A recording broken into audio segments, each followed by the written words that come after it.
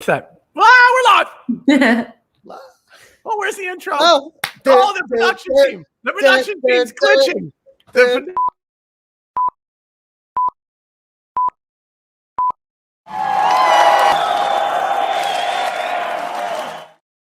Woo! Woo! The production team's on summer delay. Now we're here. Delay. Woo! Lisa Shea Munt's in the house today. We're going to talk about the government, sales, spending money, how to be smart. Dre's got stuff about Starbucks. Big day, big day. Summer behind the scenes, though. Oh, big fail for the production team. That was Off great on stuff. point. Off that we had, and listen, behind the scenes, we have a lot of prep. Today was a lot of prep for the pre-show, and they just fell asleep at the wheel. Hi. Nice kitchen. I've never seen your kitchen in your background. Yeah, I'm on, I'm on quarantine in my office. Had some COVID conspirators running my office, so we're locked down. I refuse to go in there for another week. So I'm hanging out in my living room kitchen while I'm cleaning out COVID from my office, but I tested negative, so I'm all clean, thank God. I got my second vaccine. What's that? I got my second vaccine on Monday. Thank goodness, man. It is such a touchy subject. Who knows? It's like I could just say this factually. If you have the vaccine, the symptoms and the process are a million times better. And if you don't and you get sick, you're probably going to the hospital. So do even if the government's putting a chip in your arm, I'll just say they can follow you if they want to anyway. They don't need the chip to follow you. Just for whatever it's worth. That's just free advice to start the show. My name is Jack Siney, the host of the GovCast. I'm throwing it over to Stevie B. Steve B, the dean. Yes, my wife is a nurse, and I got a text today. She said we are all effed, so please go out there and get your vaccine. Oh, there's the new emoji. Aww. Well, so Andrea, really excited to hear that you got that, and be safe. My arm yesterday, I'm wearing a long sleeve, or I would show you. My arm, my tricep looked like a man's tricep, and it still kind of does. It's huge. That's swollen? It's super swollen, yeah. Come on, show the guns. Flex up the guns. Well, I can't. I'm wearing a long sleeve shirt. Tell the audience who you are. For those the two people, you've been gone for a long time. Who are you? Tell the people. I've been busy, but I will be here for the foreseeable future. Andrea, good to see everybody again. Almost the end of the month. Almost time for fall. Almost time for you to disappear. See, thank goodness we end the month on Tuesday, so you'll be here Wednesday. See, start tomorrow. Wednesday. Next week. I know next week it'll be good. Not the end of the fall on Wednesday. I'm not too sure. Mm-hmm. Oh, why is that? Do you want to tell the audience? Well, I'm just saying something might come up.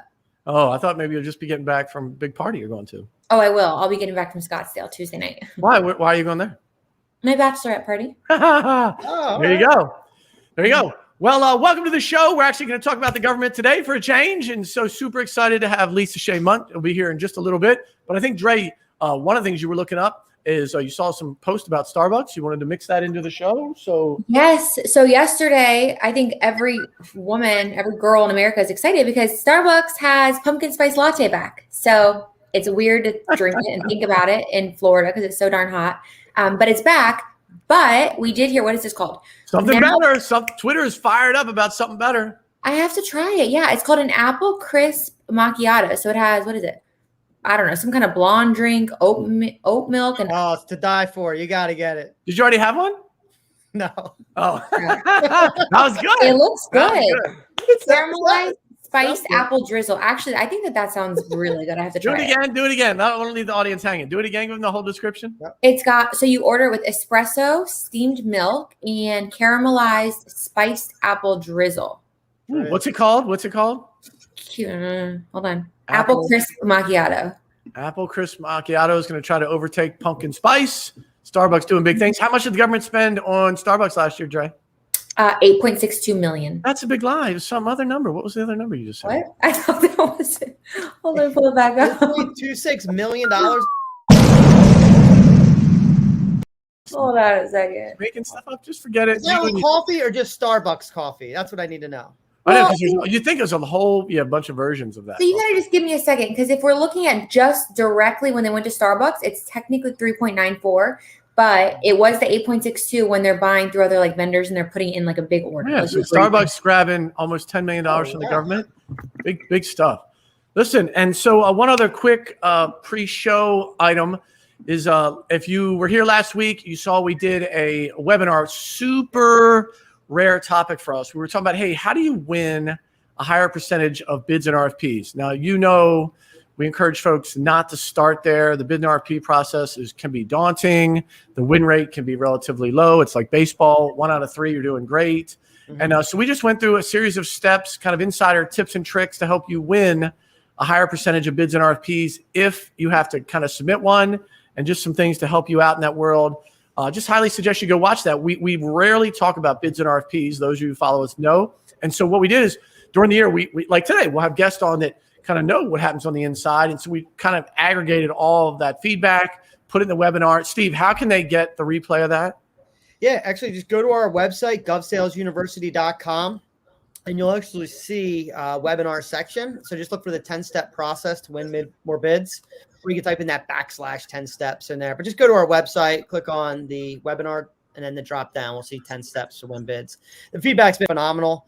I know we always talk about winning deals in days. The bids and RFPs are that never happens. If you ask people like the Sherpa, it never happens. Well, no, you can, Jack. Like I've had agencies give me their P card, their purchasing card, the same day I talked to them and signed them up. Like same day. It's been crazy. But the bids and RFPs, they do take a little bit longer. So we want to help people if they have to go that journey, because sometimes it's inevitable and the agency is going to go put it out there for a solicitation. So we help people win those, and we even offered some coaching. So hopefully some people will watch that and then take us up on our offer. We're running through the end of the week here. To Friday. Listen, I got to just get this off my chest, little insider industry information. Listen, there's a lot in this world of in the government world, a lot of folks who spent time there and then go private or retire, and they come out and they really like make all their money by saying, oh, everything in the government is so hard. You could never do it without me. And so listen, part of that's true. Part of that is true. The government is complex, like any industry as you get to know it. But I'm just going to tell you, for those of you who don't know, our company tracks all the government spending, federal, state, and local. Literally, factually, if anyone's wondering, you can call Dre, we'll set you up. Like literally, agencies spend money same day. They issue a requirement in the morning and buy it in the evening. We track it. We see it. It's not some like pithy thought like most consultants are like, we heard one day 18 years ago, this happened like yesterday. So just factually, so you can either believe some of the stream you'll see in LinkedIn and whatever, or we can give you the facts. So if you're ever in doubt, we talk from factual data, not our opinion, not something from 38 years ago. We tell you what's happening now in the industry. So with 100% certainty, I just want to let you know, you can win a government deal next week or maybe before Friday. So if you're interested in that, ping us. We'll set you up with Dre and her team, or CVB. If you need more information, he'll start right away with GSU, right, and get you out of the mark. So just a little behind the scenes venting. All right, I'm done with that. Okay, I'm going to move on. Anything else before we bring on Lisa? Anything else? Anything else? Do we got anything? I think it's a perfect segue. Perfect. So yeah, let's talk about somebody much smarter about the government than all of us. Lisa Shea Mundt, we want to welcome you to the show from the Pulse of GovCon. Welcome. Thank you for joining the show. Yeah. Happy to be here. Where are you joining us from? The DC area, right? Yeah, outside in the suburbs. That's great. Welcome to the show. Thank you for being with us. We act like we know something about the government, but you actually do. So can you tell folks a little bit about your background and the Pulse of GovCon? Yeah, sure thing. So my name is Lisa Shea Mundt. I'm the co-founder of the Pulse of GovCon. We're an advisory firm, and our mission is all about empowerment of government contractors. It's funny, Jack, I heard in your intro when you were talking about some of these other people out there that really try to gatekeep information about how to work with the government. That's not our MO. We're all about education. We're all about teach a man to fish. And that's what our services really empower. Personally, I have been in government contracting the last 11 years, and I've worked in a variety of capacities, including proposal management, proposal writing. That's really my first love, business development, and capture management. That's so good. Can you, I want to talk about the Pulse and tell folks, because your service is very unique, has great reviews, and want to deep dive and share that with our audience. I think it would be great. But before we do that, as you heard in our intro, we did a thing last week about bids and RFPs. And I know your background and you have some expertise, some chops in that area. So from your experience, any one or two tips you would share with the audience when they're in the kind of bid RFP world, the capture world? Any top 2 or 3 things you'd want to share with folks from your perspective? Ooh, okay. This is a loaded question because it's really They all are. Listen, they're all loaded today. Every one of them. We're ready. Shots fired. It's hard. I think that's probably the first thing that I want to say is we understand it can be difficult if you are going through that cumbersome standard procurement process of responding to solicitations, whether you're on the capture side, the BD side, or the proposal side. I would say that the biggest tip that I can give is just to treat proposals as an exercise in following instructions. And I'm going to get some flack for this because there are common tropes in proposal development, in writing and management that says that what you put forward to the government needs to be compliant and compelling. And that's half true. It needs to be compliant. Compelling is such a subjective turn of phrase that could mean so many things. What's compelling to you, what's compelling to me might not be compelling to the person that's reading it. So it's all about knowing your audience. Sure. And so just making sure that you follow the instructions as laid out in the solicitation. I like to pull back an anecdote that really shows that I was a kid that grew up in the 90s, which was there was this, I swear, every teacher in elementary school across America would do the same sort of tactic where they would give you a test. And then the test would say, do not fill out the test. And that was in the instructions. But if you skipped the instructions and went right to the test taking, you'd get dinged. You failed because you didn't follow instructions. Yeah. That's government solicitations. So good. You mentioned capture. What does that mean when you said capture? Capture is what it sounds like because in government contracting, we can't actually make up new words. We just take terms and words that already exist in English and then apply different meanings to them. Yeah, true. Very true. We load terminology. So capture means what it sounds like. You are trying to capture a contract. You're trying to get a contract from the government, whether it's state or local. That's what I thought. It's so good. It's so good. Listen, you could be just a permanent member on the GovCast if you want. Look, I love Lisa's lightheartedness. It's so how we feel about it too. It's so funny. Can you share with the audience the pulse of GovCon, right? I know you're a co-founder, and I think you have a co-founder that you worked out with. So let's start talking about that and kind of maybe how it came to be, your co-founder, and kind of what it does at a kind of granular level. Yeah, sure thing. So Amber Hart and I started the Pulse about 4 years ago. We had worked on and off together for the last decade. I was actually her intern, despite being older than she is when I first started. So we have been working proposal management. We had been working business development and capture. And eventually we just got tired with the types of informational sources that were out there. You know, it took us a long time working in industry to really understand some of these concepts. And I think it's because of what you were talking about, Jack, where there were consultants out there, there were graybeards, whitebeards that have been in industry for 30 years. They're retired military, like they're all well and good, but they would make it so it wasn't easy to understand what it actually meant. I remember working on a proposal for an entire summer. I had no idea what it did. I didn't know what it meant to have Pashto linguists on a contract. Like, what is that? What does it mean? So we started the Pulse so that we could pull back, provide more foundational viewpoints for the concepts that we deal with every single day in our industry. So the Pulse, we offer consulting, we offer training, and we have a membership platform that has business intelligence, data aggregation, and some software components. That's great. Cool. So you mentioned a couple services, right? The first one was consulting. So I guess kind of paint that picture, right? If I called you guys and said, hey, we need help with XYZ, like how would you initiate that process just for the consulting piece? Yeah, absolutely. So as is the almost downfall of any small business, if you call and say, hey, we have this need, can you meet it? We go, of course we can. And then we're going to figure it out.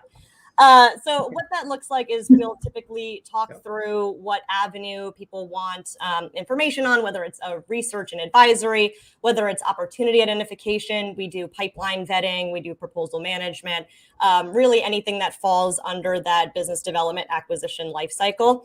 And so we sit down with them and we custom build SOWs and allocate levels of effort and then move forward that way. Interesting. Is it all federal or do you use federal, state, and local? So I say it's all federal because that's where Amber and I, my co-founder, that's where our expertise really lies. We certainly do state. We've done state bids before. It's not our favorite because there's already so many disparate sources of information working with the federal government. When you multiply that by 50, Yep. Yeah. That we don't want that headache. We live in that headache. Yeah, we're a big data company, and yeah, we source it from all those individual little cities, counties, schools. There's not like a centralized database, so we had to create it on our own, and that's what Dre works in GovSpend every day. And I know another part is data. With the Pulse. So when you're doing a report, we firm believers in data should make decisions. And I was checking out some of your reports, and it showed, I think, like agencies' budgets and the companies, they always get most of that budget. Can you share a little bit of like how that data is helpful and how that can help people win government business? Yeah, so it's funny, and I'm also glad that you said that and prefaced it in that way, because we firmly believe that consultants and companies don't win your company business, and it's that doesn't win contracts. You win contracts. And how do you win contracts? You do that by being informed by data the best way that you possibly can. We try to provide context around data, but we also let the information speak for itself. We don't add in that sort of like superfluous your opinions or anything else in that vein. We just show you exactly what there is and let you make your own inferences. So we pull only from open source data, only from .gov informational systems, of which there are, I believe at last count, over 86 sources of .gov websites where they post forecasting opportunities. So for the next 30 minutes, we're going to go through each of those .gov. You ready? I'm writing it down, right? Fire.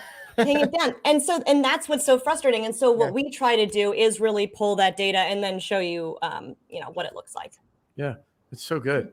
Can we, at a granular level, so our audience, I think a vast majority of them are folks that are new to government or, because of COVID, PPE, they're like, ooh, see all this money, I want to jump in. So as they think about the pulse of GovCon, can you, at a very simplistic level, walk through the different variations of how they could start working with your organization I know you mentioned there's a membership piece and a kind of consulting. So for a lay person who hears about SAM.gov and FPDS and have all these consultants out there, like what does the pulse say? What does your organization say? Like, we come to us because this is how we give it to you.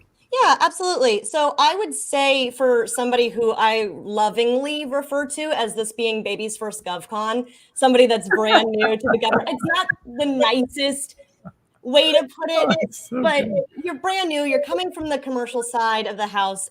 Things look different here. They do. It can be simplified because that's why simplified acquisition exists. But most government contracting is extremely clunky and process driven, and you need to follow instructions for instruction's sake.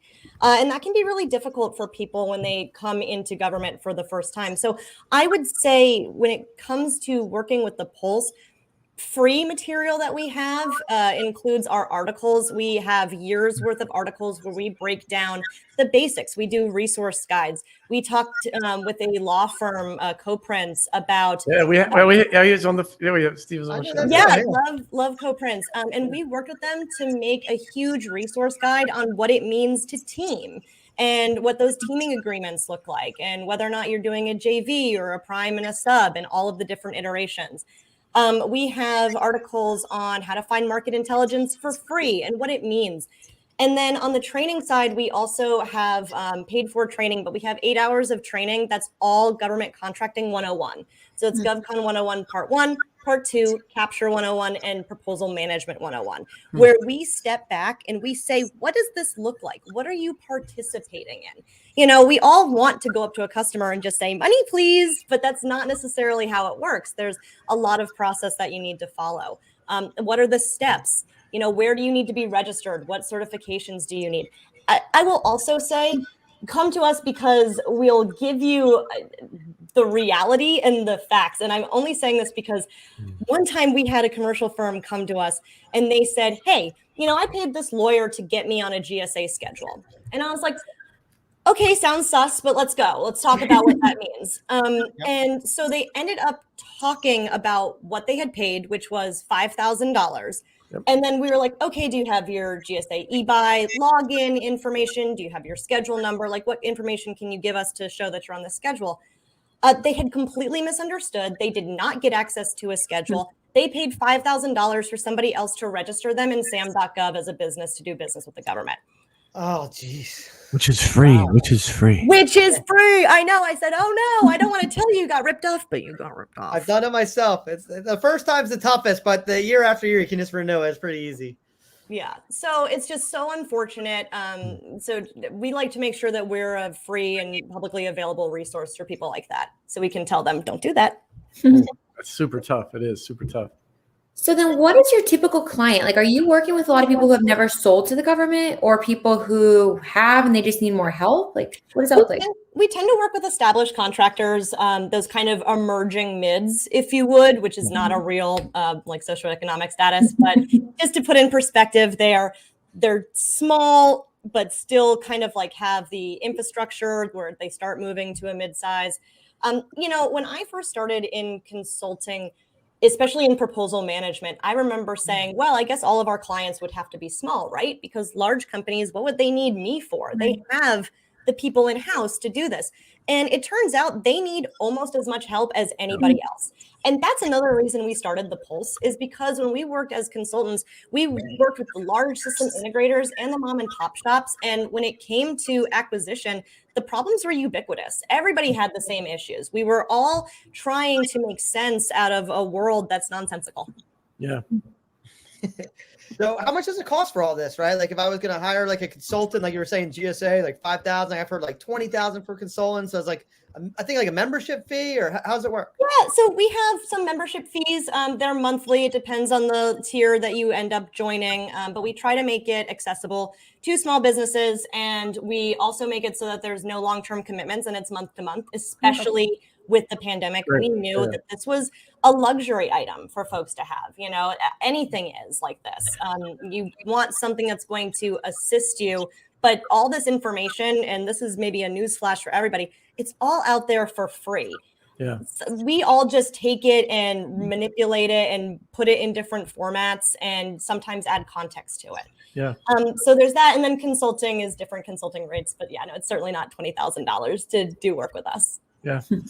I think it's so true. I think companies, it's one of the things we found is that companies are they're just blinded by whatever their first couple deals are, right? They're like, everything's on GSA, everything does this way. And you're like, nope, that's not how it works. And so it is so powerful to most companies. You mentioned they've won a couple deals and then they're like, hey, this is how we always think it's done. It's like, a lot of times that's not the case, right? They're like just exposing them. The government buys everything and they buy it in so many different ways, and being able to share that with folks can be so enlightening, right? So as folks have won a couple deals, what's the things you work on for those mid markets? They've had some success, and then what are the things you work on at an integrated level to help get them to the next level? Yeah, so it's all about diversifying their portfolio if that's what they come to us for. And then it's figuring out what that front of funnel is going to be. So is it going to be the size of the contract? Think of a funnel. What do you want to be captured first? Is it the size of the contract? Is it the FTEs? Is it the dollar value? Is it the agency? Or is it the NAICS PSC code, whatever your service is or your product that you're selling? You can start, and that's really all any of us do when building a pipeline or opportunity identification, is we're all just figuring out our own filtration systems. Yeah. How do we filter down in order to find the opportunities that match our company's mission and goals? Yeah. So we would definitely discuss that with them. We, as part of our membership offering, we have something we lovingly refer to as our Friday quick hits, which we started putting together because we wanted to show in a formulaic way all of the impactful contract actions that had happened that week. Yeah. And some people look at this newsletter and they get overwhelmed, but we are all about situational awareness because you're right. People have blinders on. They say, I work with GSA and I am only going to work with GSA or something that comes out of that. But what if, Navy is selling the exact same thing? Or what if they just awarded something over at DHS that you are currently selling to GSA? It's all about figuring that out. Now, I will say that it also depends on the type of government contractor you are, because people organize their portfolios differently. Some do it by service and some do it by agency. Fun fact, I will say by organizing your portfolios by agency does make you more attractive from an M&A component. I have heard from many M&A folks. Yeah, that's so funny. When folks, we talked a little about GSA. Can you share with what your organization does related to GSA, right? So somebody gets either they're not, I don't know, do you help them get on GSA? And then once they're on, can you talk about that? Because again, there's this big misconception. I'll get on GSA or a state contract and then it'll just rain deals, right? So can you talk about getting on GSA and then what your organization does maybe to help actually execute deals against it? Yeah, so let's talk about this because it's actually a real hot button of ours because you do see, especially, it's like these sound bites that people hear where they say, I have to get a GSA schedule. And we'll typically say, why? Why do you need a GSA schedule? Yeah. What is a GSA schedule? Yeah. First and foremost, a GSA schedule is just another bucket, another .gov website where opportunities can be released. And we're talking about filtering down, right? It filters down the level of competition. If you think of sam.gov, that's everybody. That's everyone and their grandma can look at those opportunities. Yep. Mm-hmm. But then to be on a GSA schedule means that you're a vendor where you have been pre-approved in terms of your costs and accounting standards, and they show that like you're a verified vendor in that way. But that doesn't mean that much because there are so many verified vendors where you're narrowing the pool of competition from like this much to like this much. It's helpful, yes, but it doesn't mean that you're entitled to those contracts. It just gives you access to see additional contracts coming out that might not be on sam.gov. Now, sometimes they cross promote, if you will. They have some on GSA schedules and some on sam.gov, but not often. So does our company help you get on GSA schedules? Not really. There are companies out there that are really good at that. And it's you talk about like process driven. There's almost a science to it. And so we let the people that are good at that be good at that. Yeah. When it comes to us, we like to help track those opportunities. Mm-hmm. We filter through. We're that filtration for folks. If they give us access to their schedules, we can find opportunities that match them. The fun thing about GSA eBuy, which is the website where GSA schedule opportunities are housed, is there are actually no permalinks to those contracts. So once your table, and this is going to be hard to explain without showing it, but something about GSA schedule contracts is there's not an archive the same way that there is on some of these other systems like FBO was or sam.gov was. So something that we also help for companies is we help to track those because by tracking those opportunities as they come and go, it can inform you on where different agencies are spending money and on what. Yeah. I think the GSA thing is so interesting because everyone's just, I'm on GSA. Now I'm just going to go crush it. So it's so funny.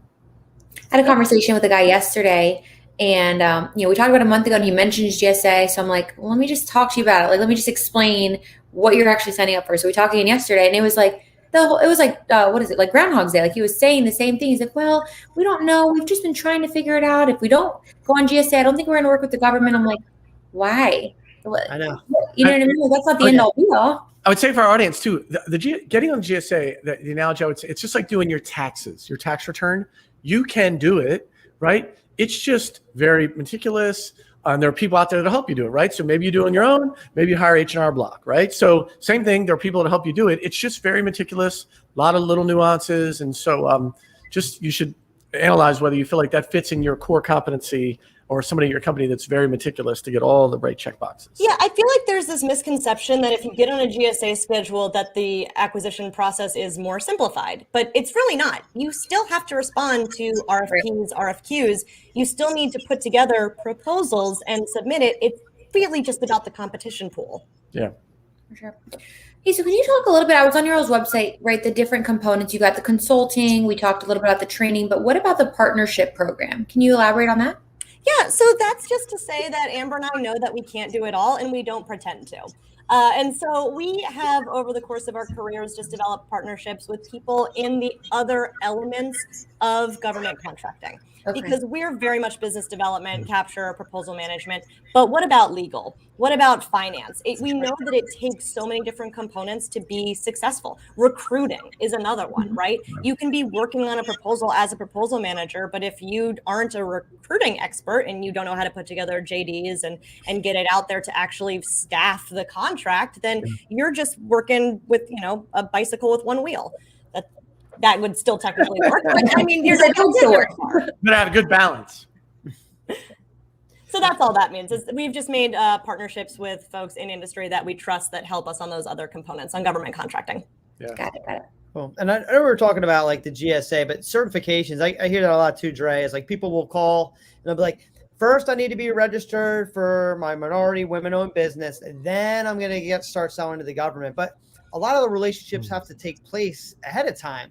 So I don't know, Lisa, like, do you come across this as all like, do you help with those type of certifications and get people registered to make them take that next step, or can they just sign up without that and you'll take it to the next level? So no, and it depends on what it is, right? So we have a variety of socioeconomic set-asides and certifications, as it were. You know, you can be 8A, you can be women-owned small business, hub zone, SDVOSB, which is service disabled, veteran owned, or just veteran owned. And all of these certification processes they're starting to be housed under the Small Business Administration, but they haven't always been. Some you could self-certify for, which is such a load of BS. I can't even stand it. Like, because people take such advantage of it. If I had a nickel for every time I worked with a company that said they were a woman-owned small business, but it's really a dude who just has the business in his wife's name and he does not actually run the company. He just wants that set aside. Then, you know, I'd have a million nickels. I don't know. So there's that, and people definitely have taken advantage of the process. Right now for SDVOSB, they're starting to require it so that you're going to have to be CVE verified, and which I apologize, I don't remember what it stands for, but it's just they're all these different certification processes. And again, the point is just to narrow down that competition pool. Yeah. So now for certain set-asides, the government will have, well, let's back up a little bit. Agencies will have small business goals, and they'll have that given to them at the beginning of the year. And they're not required to meet small business goals, but they're certainly encouraged to meet. Like a guideline, like you should be doing this. You should be like, let's be good. Let's distribute the wealth. But there's nobody saying that it's mandated. But it is a really impactful sales tactic for people that do have these socioeconomic certifications. So let's put it in perspective, right? An agency might have a hub zone small business goal, but that small business goal might only be 3% of the entire spending for the year. So it's not a huge percentage that's even encouraged. And again, though, for some of these set-asides, it just means that now instead of being against the Lockheeds and the SAICs and the Leidoses and the big boys, now you're really only working against other people with that small business designation. Okay. Good, Steve. Did you have something else? Well, yeah. Well, that's what I was going to ask. I saw on the site it said like platform number 9. Like, I think it's something that's patent pending. Is that like matching up like primes and subs, or how does that work? I was curious. Part 9, and that is our software component that the Pulse has been working on for the last couple of years. It's our interactive pipeline builder. And what it does is it scrapes information and opportunities from different sources. We have SAM.gov, grants.gov. We have all the legacy FBO.gov data in there as well. And we're about to be pulling from challenge.gov. And it pulls all that information in and then translates it against our custom logic to then push out a pipeline. And our Part 9 is all in a tabular format so that you see the data with the rows and the fields that you would typically build in an opportunity pipeline. It's all manipulatable. You can save opportunities. You have watched opportunities. You can get updates when they change. And something that's a differentiator between us and some of the other ones out there is we don't have any data limitation. So if you wanted to export the whole damn database, then, by all means, you can. And then it uploads directly into your your CRM or just whatever tool that you use. Yeah. Okay. So not a matchmaking service then. It's not a matchmaking, but again, a filtration service. Yeah. No, I get it. Yeah, because a lot of people are like, hey, now that I am, service disabled, women-owned business, I would like to, find a prime, and I could be the prime, and then I could sub it out, and that's what they're looking for. So I was just trying to figure that. There's definitely other matchmaking services out there. I will say that what ours does is it does filter down by those opportunities. If you are an SDVOSB and you only want to see pre-solicitation opportunities for SDVOSB under what agencies, it would filter down in that way. Okay. I have two loose ends I want to tie up. One is interesting. We mentioned partnerships a couple times. And so for those of you that are new to the government, I would just say the following. In private industry, you want to cut your competitor's throat, right? Some of that less adamant in the government world, because one of the things that's really interesting in the government world, you may be going up against somebody in a government contract, because Lisa just mentioned, hey, how do I staff it? Then let's just say your competitor wins it and they need to triple their staff. Well, guess who's the most knowledgeable of that opportunity outside of the winner's company? You know who's the next knowledgeable? The This loser. company over here, right? And so there's a lot of partnership that takes place because you may be competing against someone, but listen, you also want to walk softly because you could then be in partnership with them or wind up working with them. And there's a lot of that happens with the government, right? There's a lot of, you're kind of like frenemies or competitors or what that term. Can you talk a little bit about how that it's not so cutthroat necessarily in the government world? Yeah, so competimates are a very real thing in GovCon, and you need to. And I remember people that are new, they'll come to me and say, well, why would I want to team with somebody? Why would I want to partner with another organization? Doesn't that take away 49% of the contract from me? And the answer is yes, it does, but you also lose 100% of the contract if you lose, because it's a competitive game that we play in order to acquire these contracts. So reasons that people would team include, well, here's another just concept, a theory that's happening in federal contracting especially, is agencies are starting to consolidate contracts more and more. You very rarely see these little onesie-twosie contracts for these different components. You see them being consolidated and combined into larger contracts. So maybe you can meet 25% of the requirements in the statement of work, but not the other 75. And then on the other side, maybe you can meet 75% of the requirements, but not 25. You team up so that you can go after it together. And yeah, of course, you have to give away some work share, but it's better to win 51% of a contract than 0. Yeah. And you have a much wider network when you start to integrate and get to know other companies, and compete on kind of a friendly basis. It lets you also see the things they're going after and typically can be very synergistic. So I just wanted to share that as folks, look at the government market. It's a little different than private from a competition standpoint. And then the other loose end I had was, I know you mentioned it once or twice, there are a ton of kind of .gov free stuff, different places to go for data. It's both great, but there's actually too many, right? Folks are like, they miss some or they don't. So can you just share your perspective on the data sets that are out there, all the .govs, how you think about it, how you direct people, what the Pulse does in relation to that to kind of help folks get through it in a way that's more efficient? Absolutely. So my feelings on it is that it's a bleeping problem. And I did not know if I was allowed to curse on this or not, but I was right. We've definitely had some cursors. I was right there. It's a problem, and it's a problem that we've actually discussed on an advocacy level and with federal employees that are in charge of some of these systems, and they don't necessarily see it as a problem the way that we do. I remember bringing this up. Bringing up how sometimes the data is, most often the data is clunky or inaccurate, and it makes it so that we're, as government contractors, not empowered by which to better go after federal business. And they said, well, this data isn't for you. And I was aghast. And I said, if not for me, then who? And the sad reality is that it's all about just federal and legislative compliance, and less so about actually informing decisions that have to do with working with the federal government. So my answer to that is it's a problem. And my other answer is it's very hard not to miss something. So that's why you need to be as situationally aware as humanly possible. So the Pulse, we have newsletters that we put out every Friday that is like this huge aggregate list of contract actions and events that have happened that week. That's certainly a way that we help. We also, for our members, do specialized reports. So we just went through the FY22 presidential and agency budgets and did a comparison between both of them to see what agencies are going to receive what funding.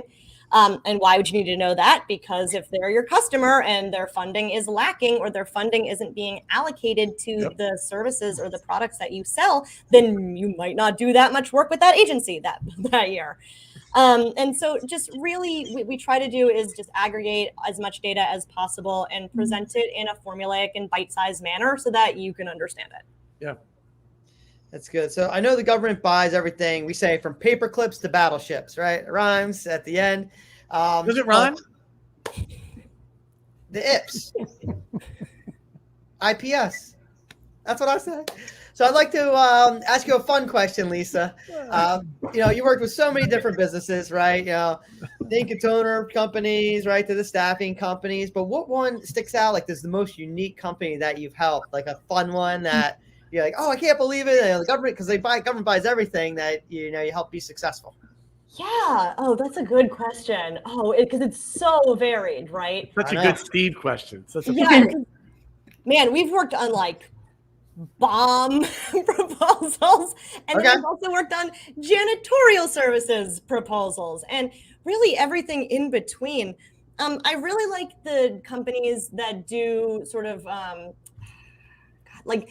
that's okay. So there's this one right now on company and business transformation, which I do think is really interesting. I didn't realize how much sort of metaphysicalness there was to this concept of how to transform organizations. Because I was like, oh, you transform, you change it. But really, there's all of these methodologies that you follow. It's very much about the human psyche. It's about, psychology and sitting back and saying, how do people think? How do we interact with each other? That's what a lot of the big consulting companies, consulting with a big C, say and that they do. And I do think it's really interesting, that sort of service that they provide. Oh, yeah. I deal with one lady. It's like just studying body language. When you're like interviewing someone, you're talking to them, and she said this is a very important skill, like definitely for like FBI negotiators, right? In that realm, but she's like for everybody in the office. So that's her program, and I was like, that's cool. I love that. Nonverbal communication is so important. I'm also an orals coach, so in terms of the business development acquisition lifecycle, after proposal, sometimes, as you know, they will request you to do an orals presentation. And there's a whole subsect of coaching for that because it's theater, darling. It's theater. It's not just to stand up and do a presentation. You have practiced asking somebody else that's presenting with you a question and then acting like it's natural. It's fascinating. I love it. So I had a question. So just listening to you speak, because I had never heard of your company, admittedly, right? And so I think it's just super interesting. Like I talk to different vendors all the time, who some large, some small, some federal, some state and local, but it made me really think that I want to go through after this and just figure out who could use you, because I feel like so many companies could. I'm curious though, because you guys do provide so many types of services. Like how many companies do you work with today? So today, well, it depends on any given day. So we do our engagements kind of ad hoc versus long-term. So it's more project to project.